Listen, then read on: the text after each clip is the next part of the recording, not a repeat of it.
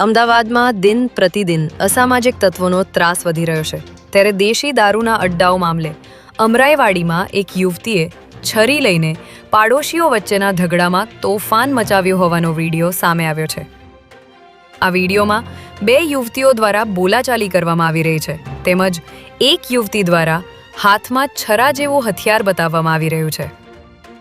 ચાલીમાં દેશી દારૂનો અડ્ડો ચાલી રહ્યો હોવાની બાબતે વિરોધ કરતા તેમના પરિવારની મહિલાઓ દ્વારા બોલાચાલી કરી જાનથી મારી નાખવાની ધમકી આપવામાં આવી હતી ત્યારે સમગ્ર મામલે હાલ અમરાઈવાડી પોલીસ દ્વારા તપાસ શરૂ કરવામાં આવી છે।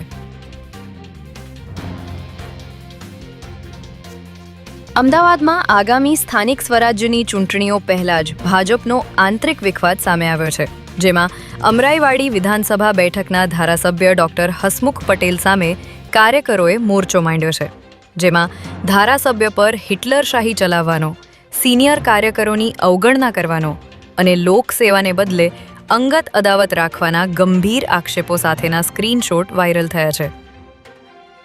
અમરાઈવાડી વિધાનસભામાં ચાલતા દારૂ અને જુગારના અડ્ડાઓને બંધ કરાવવા માટે પણ ભાજપના ધારાસભ્યને ખુદ ભાજપના જ કાર્યકર્તાઓએ અવારનવાર ચર્ચા કરી હોવાનો પણ ગ્રુપમાં ઉલ્લેખ કરવામાં આવ્યો છે।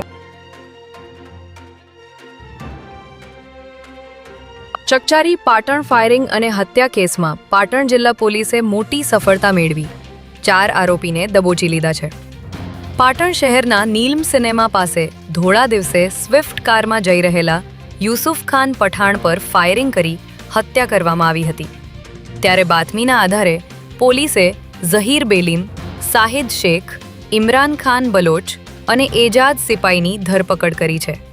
આજરોજ પોલીસે તમામ આરોપીઓને ઘટના સ્થળે લઈ જઈ ઘટનાનું રિકન્સ્ટ્રક્શન કરાવ્યું હતું જ્યાં પોલીસે આરોપીઓને જાહેરમાં ઉઠક બેઠક કરાવી માફી મંગાવી હતી જેને જોવા માટે લોકોના ટોળે ટોળા ઉમટી પડ્યા હતા।